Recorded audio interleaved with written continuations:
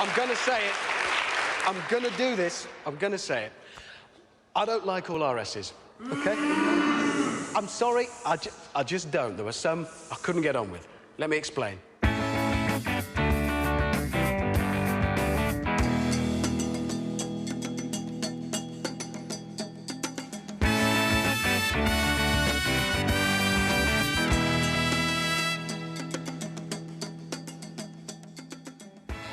The whole 80s RS thing, huge bonnet scoops and spoilers, I don't know, it all kind of left me behind a bit, left me a bit cold. No, for me, the RS legend wears sideburns and a rally jacket. So I look back in lust at this, the Ford RS1800. It was only made for 2 years and was killed off in 1977. Of course, you might have missed that. 77 was quite a busy year.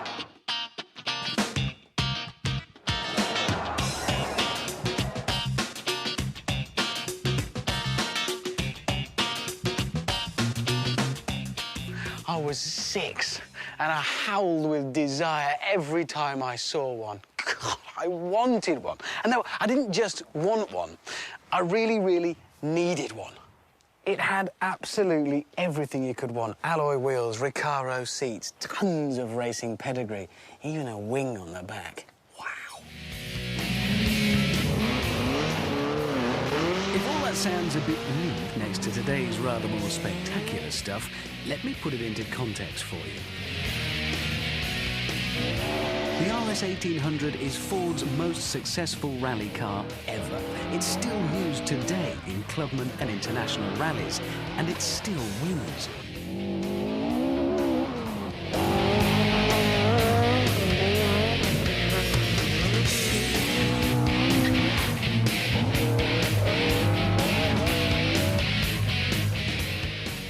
This had proper credibility, real pedigree. It didn't earn its stripes joyriding, and you didn't judge its success by the size of the insurance claims. I always wanted to drive one, and I'm gonna drive this one. Oh, boy.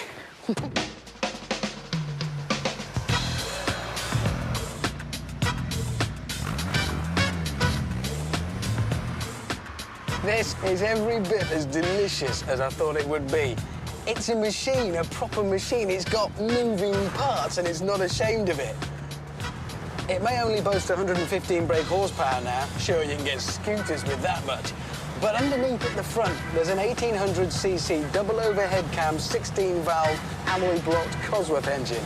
And in 1975, that was the equivalent of cruise missile technology. This was clever, high-tech stuff. Really, it was.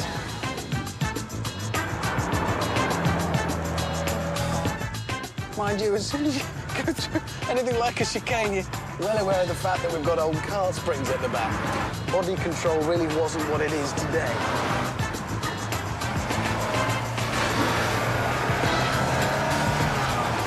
.9 million Escorts were sold in the UK, of which 109 were RS1800s.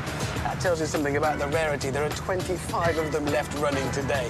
Interestingly, 2 of the 109 made were red, of which 1 survives. So if you're digging around in your shed and you find a red one, look after it.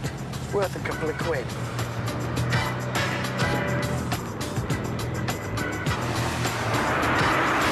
See, mark my words, there is going to be a huge market for 1970s cars because people like us grew up with them, couldn't afford them then, couldn't drive them then. Now we can, and if we're lucky, we can afford to buy them.